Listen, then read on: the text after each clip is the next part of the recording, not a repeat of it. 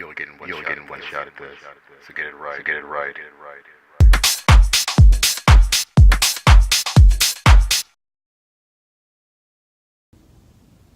Hey y'all, it's Giacomo. I'm back in portrait mode for right now, just in case I get an Uber or a Lyft request while I'm out on the road today.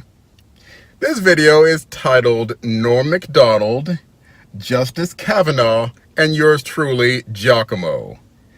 Just in case I decide to have a stupid attack and run for public office, let me lay all my mess out there for y'all right now. Because all of a sudden, if I decide not even to become a public official, but should I finally get my reality show, A Week with My Father, that's aweekwithmyfather.com, G-plug. If I finally get my show up and running, and suddenly all the past things I did when I was pretending to be saved should happen to come out, let's let it all hang out. Let's go back to age 8. We're talking 1976. I first had sexual relations with a friend of mine's daughter named Adina. Not long after that, my mother had another friend named Bernard. Is it Bernadise? Bernice, probably, yep. And she had 2 little daughters who were about my age, and I was macking on them as well at age 8. Not proud of it, but want to make sure I confess it right now before somebody writes a tell-all book. Let's see. All through high school, nope. Went to an all-boys school. That wasn't possible. As Jerry Seinfeld would say, not there's anything wrong with that. Sorry, bad impression. But right after high school, let's see. No, I actually had a girlfriend. Didn't mac up on anybody at that point. Let's see. Oh, no, wait. Get into college. Let's see. When I was tutoring for the Educational Opportunity Program, there was this really fetching little Indian girl named Kalmani who was about this big around, but Kalmani had 36C breasts. You could imagine. She was kind of a cute little creature, and she, her breasts would get in the room a week before she would show up. And one day I decided to reach for them. I don't know what the hell I was thinking, but she said, Giacomo, I didn't appreciate that. And that was the end of it. Oh, and guess what, boys and girls? A couple of weeks later, she asked me to give her a back massage right there in the office. All right, now. Takes 2 to tango. While I was there at the Educational Opportunity Program, I gave a few girls back massages and shoulder massages.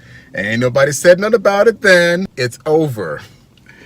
Let's see. What else did I do wrong? Oh, yeah. Had a brief sexual relationship with a female roommate. This is before I left Los Angeles. This goes about, 2004 or 5. She can tell you about it if she wants to, but guess what, boys and girls? She never told me no. All right? If she didn't complain about it then, it's not sexual harassment now. So why am I bringing all this up? It's because your friend and mine, the left, knows no bounds when it comes to trying to destroy someone's modern character based on something that may have happened in the Cro-Magnon period. You want to start talking about the whole Me Too movement? Boys and girls, yours truly has several Me Too stories as a young actor in Hollywood. I'm going to tell you one of their names right now. His name was David Giella, who was a co-casting director with Reuben Cannon, one of the biggest black casting directors in Hollywood, probably the biggest black casting director in Hollywood at the time. He was auditioning me for the Showtime movie called Riot, and for whatever reason, he decided during the audition he was going to lean up against me in a suggestive manner.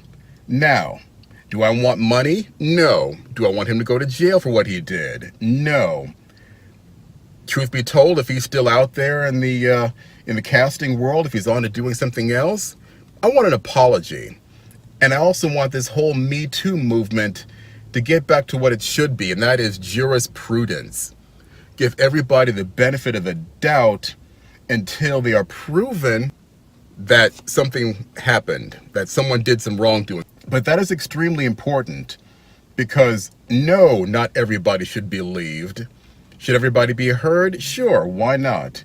You got a story to tell, tell it.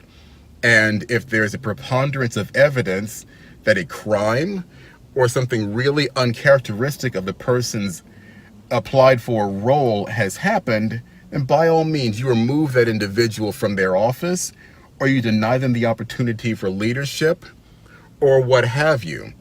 But we had better get back to evidence, investigation, and rendering a verdict. Otherwise, like Norm Macdonald had said, you're going to turn the Me Too movement into the boy that cried wolf. Anyway, no, let's hear everything out. Let's, as Pastor Dahl would say, take everything to Mount Carmel, show and prove, and then you convict someone. This court of public opinion thing associated with the Me Too movement has to die.